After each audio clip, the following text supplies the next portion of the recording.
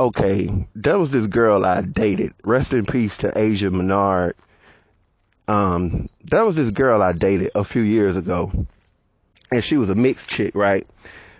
She used to look at a lot of stuff that you could probably imagine a female raised by a white woman would listen to, watch. And one of the things she used to watch was Darcy and Stacy. Now, this was a very, very, very white girl type reality show. Now, I don't know which one is which, but basically it's an older white female in her 50s and her daughter is in her 20s. And her mama has all type of plastic surgery. She looks young. Well, her face looks young, not necessarily her body. But here's the deal. And she's married to a man who's like 20 something years younger than her, the mother. And they was doing an online interview with the mother. And I'm going to tell you how something that she said is associated with our girl, Asia Menard. And oh yeah, today also, I should have said this in part one, I'm officially done with the gender war because I don't think black people know what's going on. But what the white woman said was this. The reason why she got that plastic surgery that made her look young is that she said it's a sad reality. But the world judges you, simply put, by how you look. It really is just that plain and simple. And that's why I use this very big picture of Asia Menard. I can't tell you how many times that in the face of this woman being murdered, I've heard edges, comments about her edges and glasses.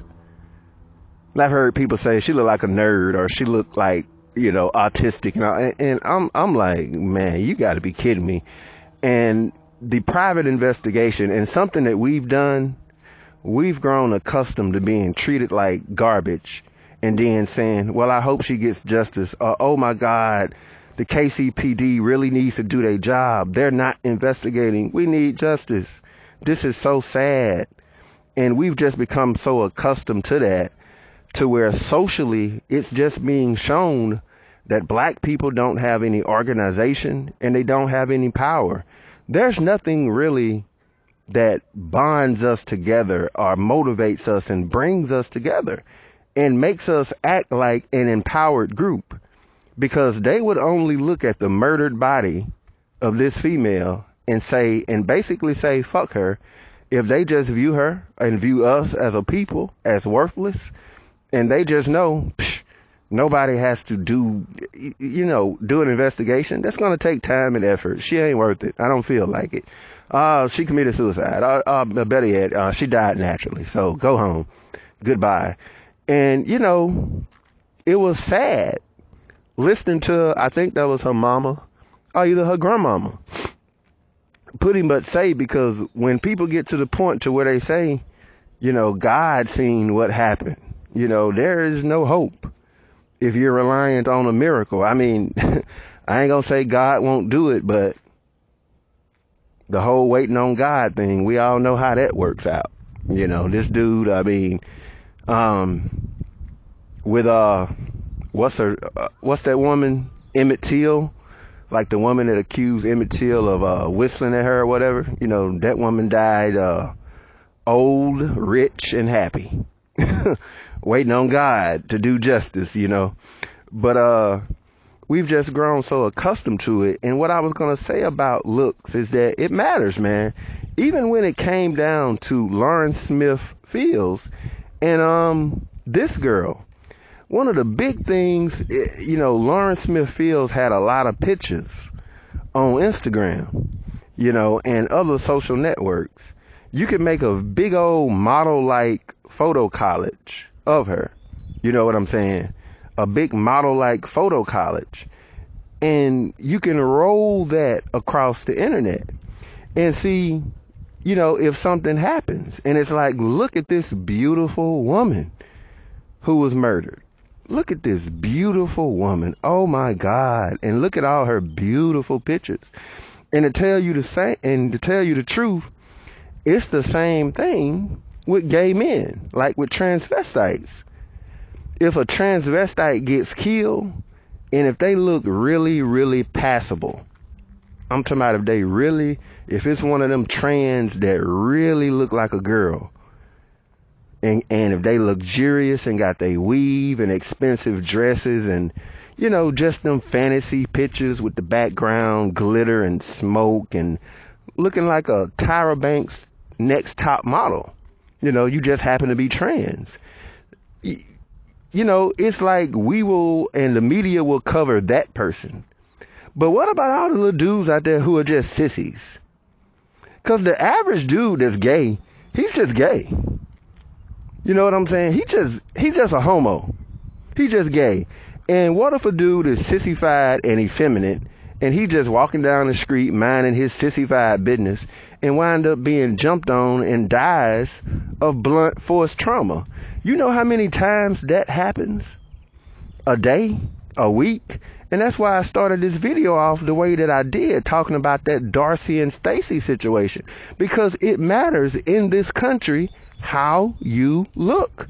It's just, no matter how much you shake your head, no matter how much you say how big of a shame it is and that it shouldn't matter, it simply does.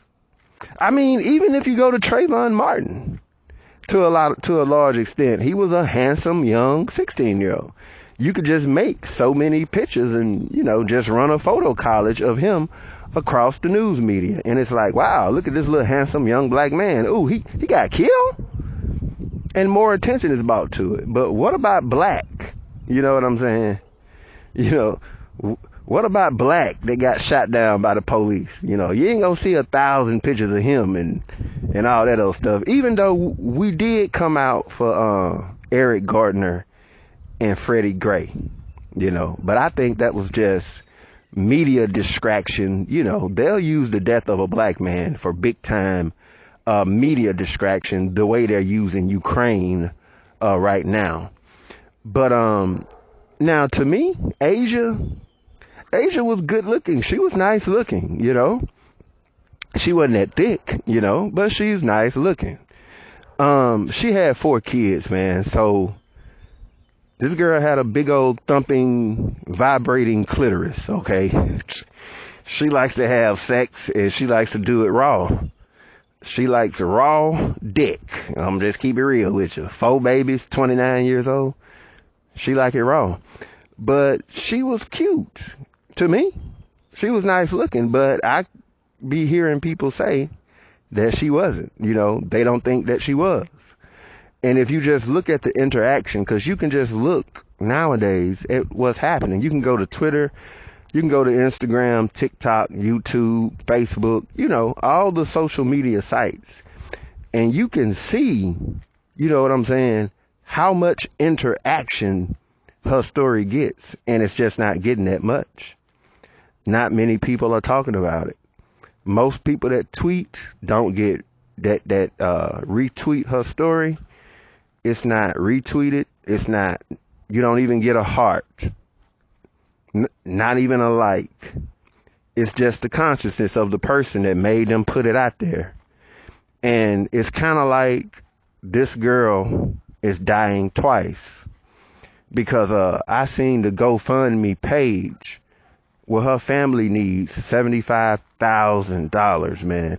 And they ain't gonna be able to get it. I doubt it. Unless a major contributor comes through, or maybe a major law firm can get a hold of the case. I forwarded her sister or cousin, the name of a very popular and effective lawyer down south that I know. That's like the only thing I could do, But, the GoFundMe is looking for 75,000, and I looked, and when I looked last night, it had only collected $700. So what ended up happening was that yeah, man, I don't think they're gonna get that money, man. And that the funeral is for March the 12th. March the 12th, and they're not gonna get that money before the body goes in the ground. The only thing they can hope is that some organization comes forward and helps them out. But the point that I wanted to make, right, is that you had something that went on last week. I forgot what it was, because I started to use it as a screenshot for this video. And there's more black women who are, I mean, it's like this random, it could be Kanye and Kim. I forgot what it was. But it's just, I mean, it's some BS. Oh yeah, I know what it was. Shay Means and Tommy Sotomayor. There's more women who have given Shay Means money in defense. In her case against Tommy Sotomayor, Shay Means is a prostitute who was going to take $2,500 to have sex on OnlyFans with Tommy Sotomayor. And at the time that she got into it with Tommy on a talk show, the Fresh and Fit podcast, if I'm not mistaken, and if the rumors aren't false, this female literally had an arrest warrant out there. An arrest warrant.